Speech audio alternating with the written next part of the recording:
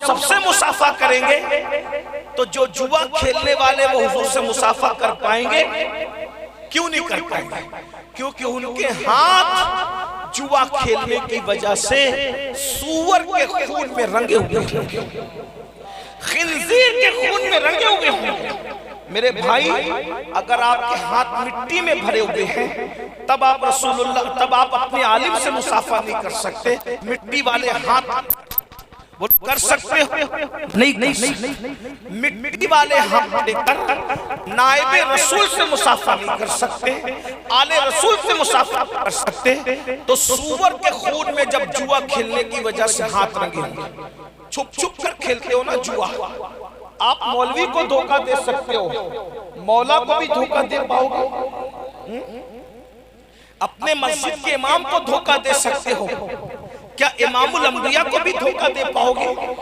कितना भी छुप कर गुनाह करो, कुरान कहता है इन्नल्लाह काना अलैकुम रकीबा, अल्लाह तुम पर कड़ी निगरानी कर रहा है। और ये जुआ हारोगे तो बर्बाद, और अगर जीत गए तो उससे बड़े बर्बाद। क्यों? क्योंकि जीत गए तो हराम, कपड़ा पहना तो जुए के पैसे का खरीदा हुआ कपड़ा जब तक बदन पर है, अल्लाह तुम्हारी ना कोई नमाज कबूल करेगा ना कोई दुआ कबूल करेगा।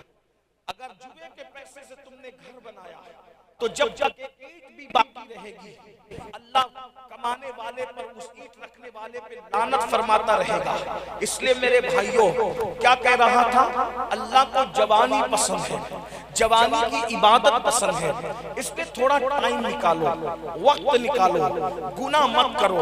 और एक बात याद रखना, अगर जवानी में गुनाह नहीं करोगे तो अल्लाह तुम्हें बुढ़ापा इतना इज्जतदार अता करेगा कि लोग तुम्हारी ताजीम करेंगे, लोग तुम्हारा एहतराम करेंगे। एक बात देखना, गौर करना, मैं आपको बहुत किताब वाली नहीं, आसान वाली बात बता रहा हूं।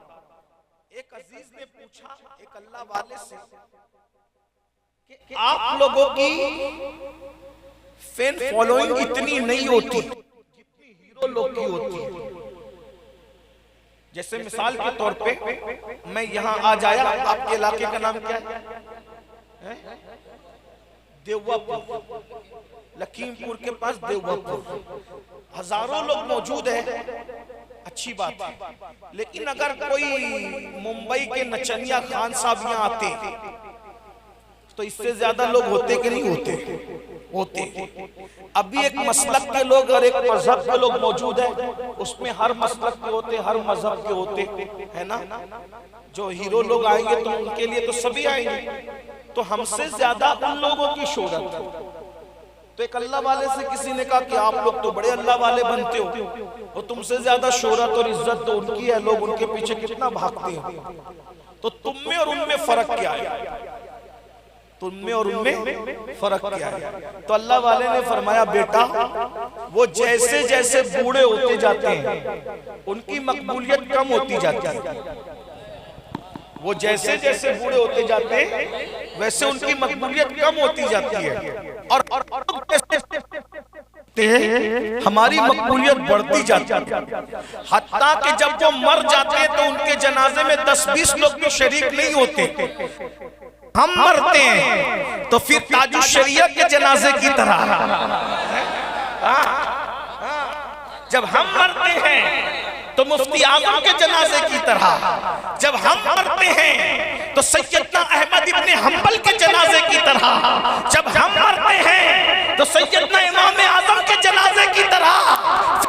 तो भी आते हैं और दुश्मन भी आते हैं, लोगों को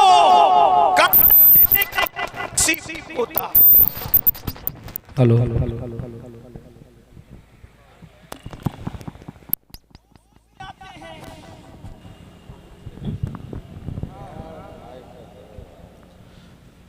दुरूद शरीफ पढ़ लें।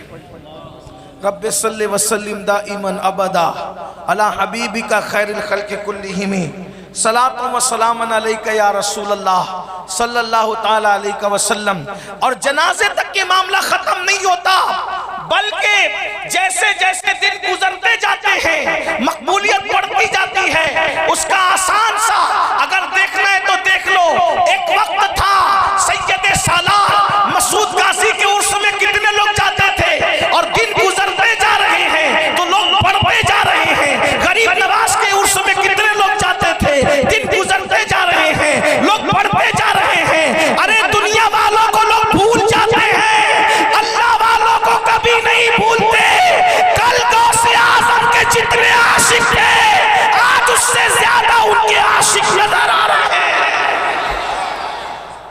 अल्लाह से वफादारी करो।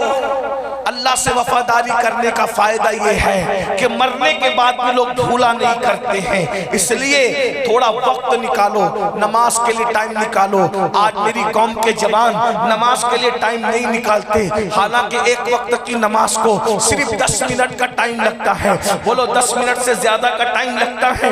नहीं लगता। मेरे भाइयों, अल्लाह अकबर, जब कोई जवान सुबह के वक्त अल्लाह की इबादत करता है, जब कोई जवान सुबह के वक्त अल्लाह की इबादत करता है, तो मेरे आका फरमाते हैं उस जवान को अल्लाह बूढ़ों पर ऐसी फजीलत देता है जैसे अल्लाह ने रसूलों को लोगों पर फजीलत अता फरमाई है।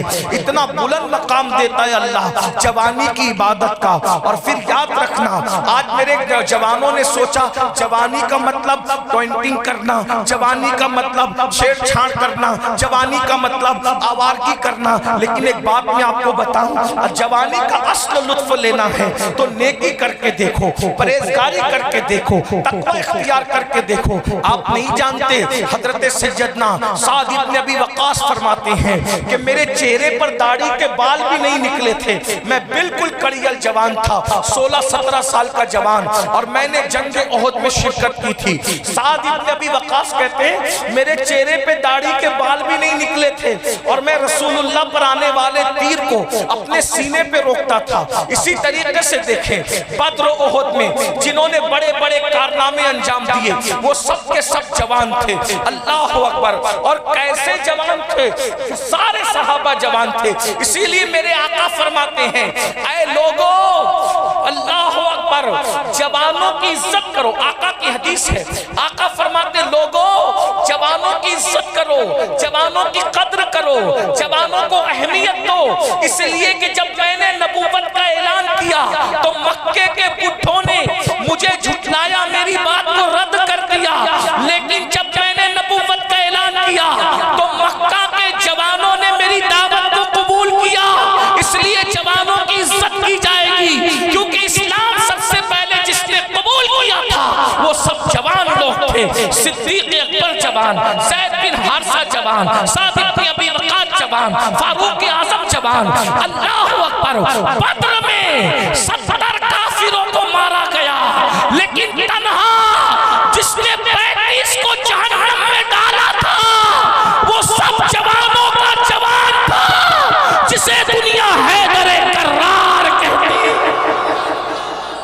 वो तो ऐसे जवान थे कि मेरे आका फरमाते हैं ला फता इल्ला अली, ला सैफ इल्ला जुल्फिकार, कि जुल्फिकार जैसी कोई तलवार नहीं है और अली ये मुर्तजा जैसा कोई जवान नहीं है। ये सब जवान लोग थे, लेकिन आज जवानी को नशे में भंग कर दिया गया। बाज़ाब्ता तौर पर एक मंसूबा है लोगों का, मंसूबे के साथ मुस्लिम जवानों के अंदर नशे को प्रमोट किया जा रहा है। मुस्लिम बस्तियों में नशा दवाओं के जरिए, एमडी के जरिए, भंग के जरिए, चरस के जरिए, हुक्के के जरिए ये नशा आम किया जा रहा है। पता है, इसलिए कि दुनिया को तुम्हारे टैलेंट से बहुत खौफ है।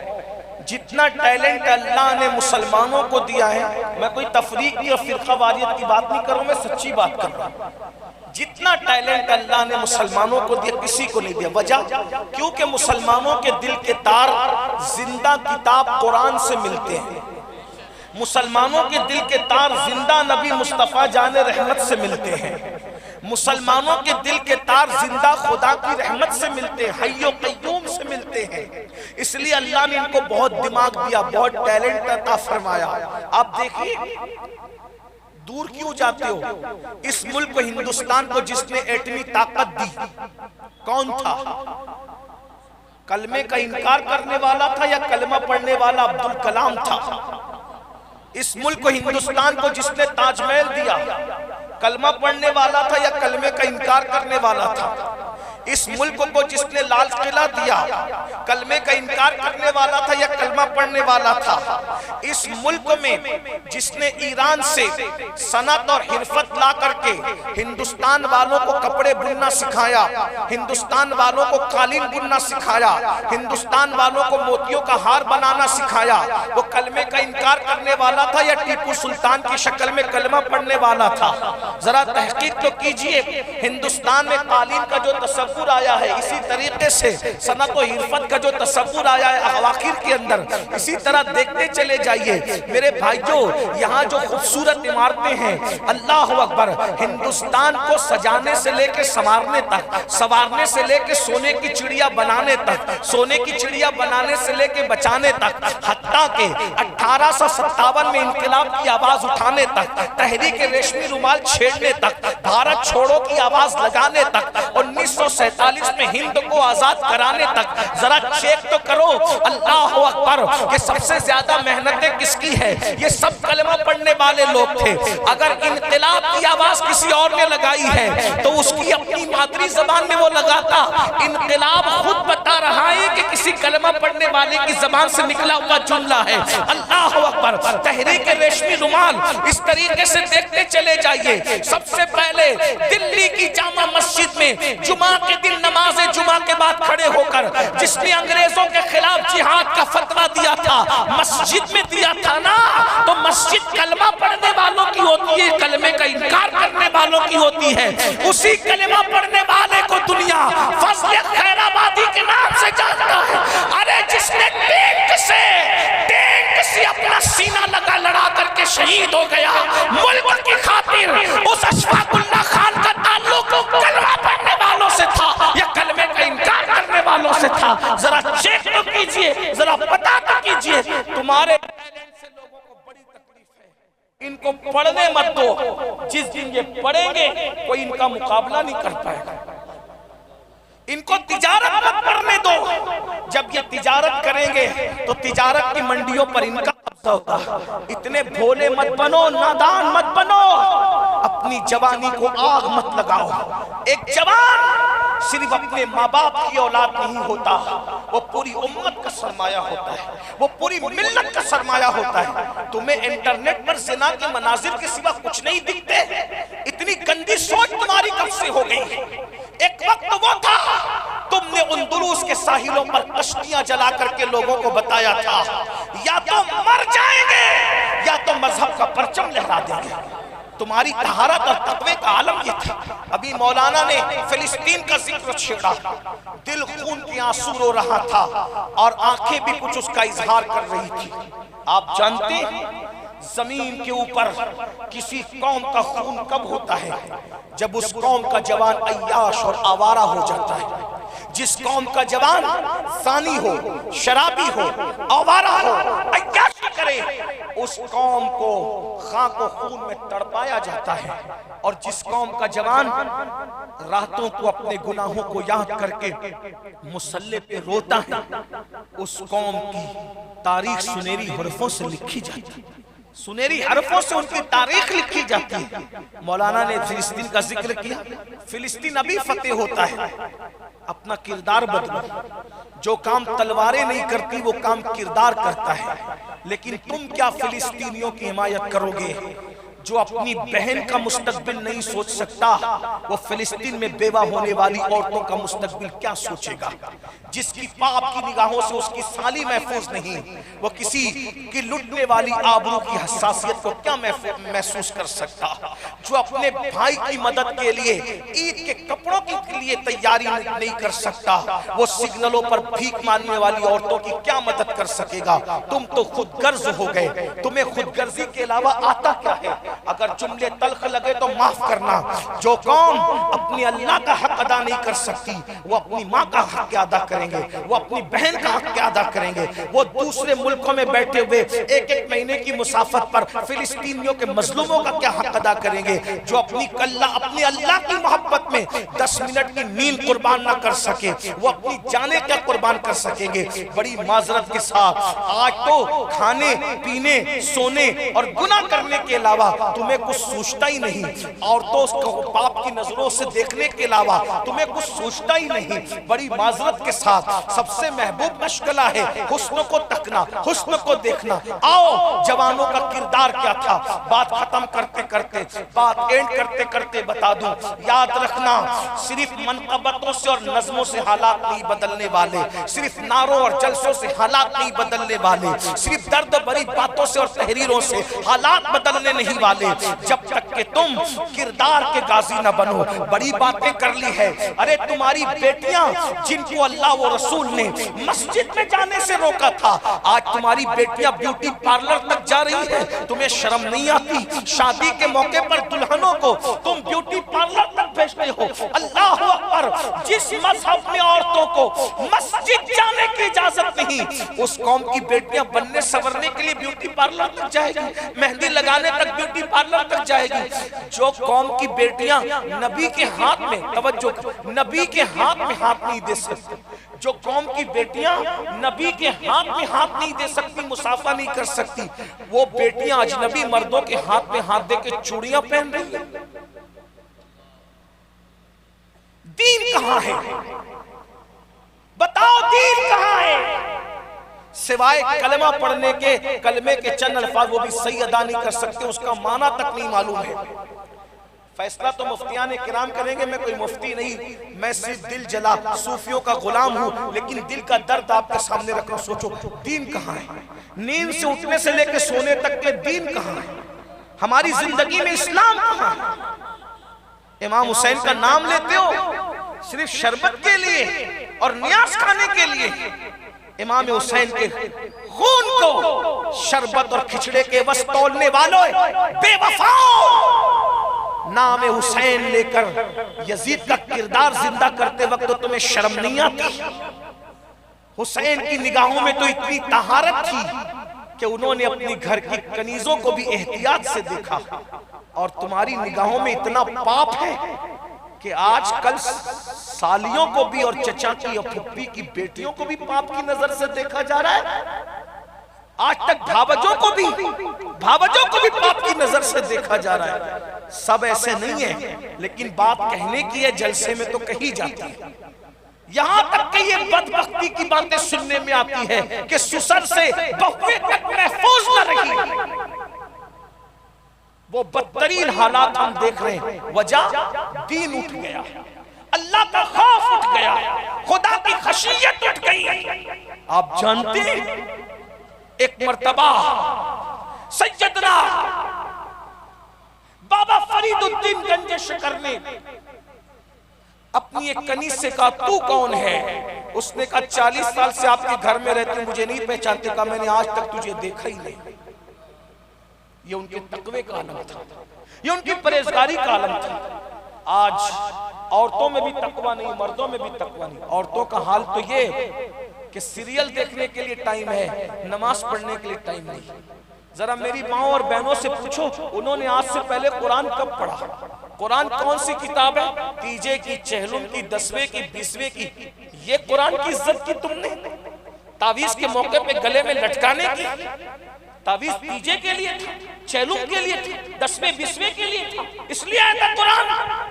कुरान कह रहा है हुदल लिन्नास, हुदल लिलमुत्तकीन। कुरान का उन्वान हिदायत है, कुरान हिदायत के लिए था। ये 10वां 20वां चहलुम ये दूसरे तीसरे नंबर की बात थी, जिसको आपने जहेज, कुरान जहेज में देने के लिए सिर्फ नहीं आया। कुरान 10वें 20वें के लिए सिर्फ नहीं, कुरान तो हिदायत के लिए आया। मैं ये नहीं कह रहा हूं कि 10वें 20वें पे इसाले सवाब ना करो, मेरी बात का गलत मफहूम मत निकालना। कुरान हिदायत के लिए आया था। हिदायत के सिवा सब काम ले रहे हो।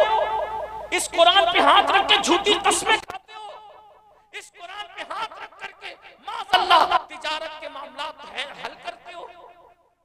जरा बताओ, अल्लाह के बंदो, कुरान पे जुल्म करने वालों, आज मुसलमानों को इसलिए सताया, तबाह और बर्बाद किया जा रहा है कि तुम कुरान पे जुल्म कर रहे हो। तौबा कर लो, कुरान पे जुल्म करने से बाज आ जाओ, वरना तुम्हारी दास्तां तक भी न होगी दास्तानों में। मैं जो आखिरी बात के तौर पे अर्ज कर रहा था, बहनों से कहता हूं, कुरान पढ़ो, हदीस पढ़ो, नमाज पढ़ो। एक बात कहूं, इमाम हुसैन कभी भी इमाम हुसैन न होते मेरे जुमले पे गौर करना, बहुत बड़ी बात कह रहा हूं, बहनों से कहता हूं, इमाम हुसैन कभी भी इमाम हुसैन नहीं होते अगर उनकी मां सैयदा फातिमा न होती। किसी हुसैन के लिए कोई फातिमा चाहिए, और फातिमा कभी फातिमा न होती अगर उनके बाबा मोहम्मदुर रसूलुल्लाह न होते। बाप ऐसा होता है तो बेटी ऐसी होती है। बाप शराब पिए और बेटी हो बड़ी पारसा राबिया बसरी जिसके सर से दुपट्टा ना हटे, ऐसा नहीं है। बाप चाहता है मैं शराब पीऊं, जुआ खेलूं, जिना करूं, मेरी बेटी राबिया बसरी हो, नहीं हो सकती। बबूल के दरख्त पर कभी गुलाब नहीं खिलते, धतूरों पर कभी चमेली नहीं खिलती। अगर तुझे फातिमा ज़हरा जैसी बेटी चाहिए जो हो ही नहीं सकती, अब फातिमा के बाद कोई फातिमा नहीं हो सकती। फातिमा से पहले कोई फातिमा नहीं है तो फातिमा के बाद कोई फातिमा कैसे हो सकती? इसलिए कि सैयदा फातिमा ज़हरा के लिए खदीजा जैसी मां चाहिए और सैयदुल मासूमीन मोहम्मदुर रसूलुल्लाह जैसा बाबा चाहिए। तब ऐसी बेटी जन्म देती है कि जिसके दुपट्टे को भी कभी चांद और सूरज नहीं देख सकता, चांद और सूरज जिसके दुपट्टे को नहीं देख सकता। खुदा के लिए अगर अपनी नस्लें बेहतर चाहते हो, अपनी नस्लें बेहतर चाहते हो तो तुम बेहतर बनो। और दीन तुम्हें डुबाने नहीं आया, दीन तुम्हें तिराने आया है। दीन तुम्हें जलील करने नहीं आया, दीन तुम्हें इज्जत देने आया है, दीन तुम्हें वकार देने आया है। दीन का दामन पकड़ लो, दीन का दामन थामने से कोई जलील नहीं होता।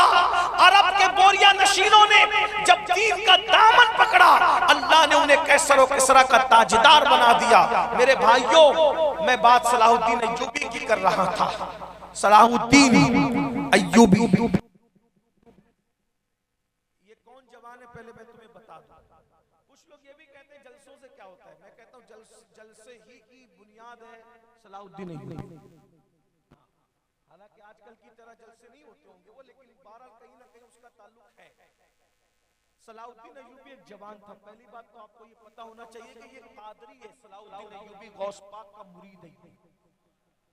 बचपने में हुजूर गौस पाक का मुरीद हुआ था, और जब उसके बाप ने कहा था मेरे बेटे के लिए दुआ कर दो, तो गौस पाक ने सर पे हाथ रखने की बजाय उसकी गर्दन पे हाथ रख के दुआ की। हाँ, जब सलाहुद्दीन से किसी ने पूछा ना, सलाहुद्दीन इतने जोखमों में तू फंसा लेकिन तेरी गर्दन पे कभी तलवार नहीं लगी, तो कहा कैसे लगती? जिस गर्दन पे मेरे मुर्शिद का हाथ पड़ा उसको तलवार कैसे लगती? मेरे इमाम कहते क्या दबे जिसमें हिमायत का हो पंजा तेरा, शेर को खतरे में लाता नहीं कुत्ता तेरा, तुझसे दर दर से सग और सग से है मुझको निस्बत, मेरी गर्दन में भी है दूर का डोरा तेरा। और कहते इस निशानी के जो सग हैं नहीं मारे जाते, हश्र तक मेरे गले मेरे पट्टा तेरा। और है रज़ा यूं ना बिलक तू नहीं जय्यत तो न हो, सैयदे हर देर है मौला तेरे।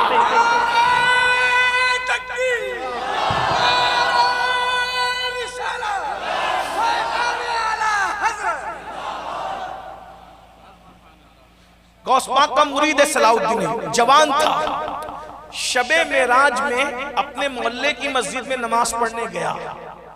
इमाम साहब मिंबर पे बैठकर तकरीर करते हुए कह रहे थे, ऐ जवानों, मेराज में तुम यहाँ नफिल पढ़ने आए हो, तुम्हें खबर भी है कि जिस बैतुल मुकद्दस में रसूलुल्लाह ने आज की शब नबियों को नमाज पढ़ाई थी वो तो ईसाइयों के कब्जे में। तुम नफिल पढ़ रहे हो और वो बैतुल मुकद्दस जिसमें रसूलुल्लाह ने नबियों की इनको नमाज पढ़ाई वो ईसाइयों के कब्जे में, तुम्हें बर्दाश्त कैसे? इस जवान के दिल पे बात असर कर गई। जलसा सुनने सैकड़ों आते हैं, किसी एक के दिल पे भी बात असर कर जाए तो काम हो जाता है। हाँ, हमें पता है इसमें बहुत से लोग सुनने आए हैं, कुछ ऐसे भी है कि चलो यार जरा देखते हैं मौलाना लोग क्या बोलते हैं।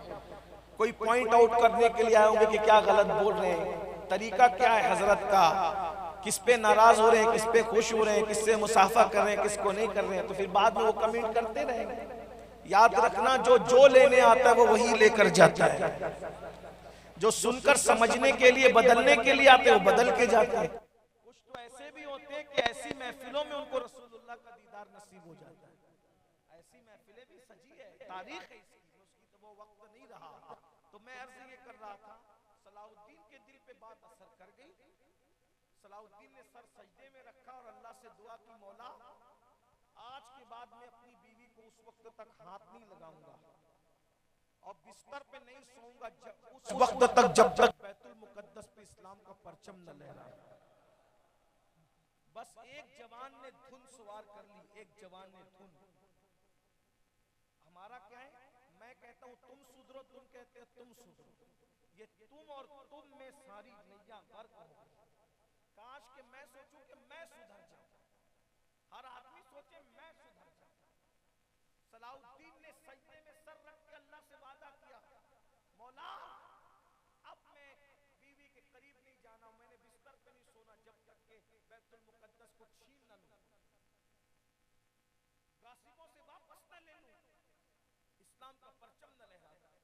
कहते हैं जब तड़प सच्ची हो ना, नियत अच्छी हो, तो अल्लाह फिर छोटे लोगों से भी बड़े काम लेता है। सलाउद्दीन अय्यूबी कोई बादशाह नहीं था, बादशाहों की औलादों में से नहीं था, बज़ाहिर बहुत बड़े घराने में से नहीं था, बल्कि सलाउद्दीन एक छोटे से गवर्नर का बेटा था। उसका बाप अय्यूब वो एक छोटा सा आदमी था, कोई बहुत बड़ा आदमी नहीं था। लेकिन जब ये बंदा निकला है अल्लाह की राह में, अल्लाह ने मदद की और इस बंदे ने कमोबेश 10 साल मेहनत की, 10 साल जंगलों में बगैर बिस्तर के सोता था कि मुझे बैतुल मुकद्दस को वापस लेना है, वापस लेना है, वापस लेना है।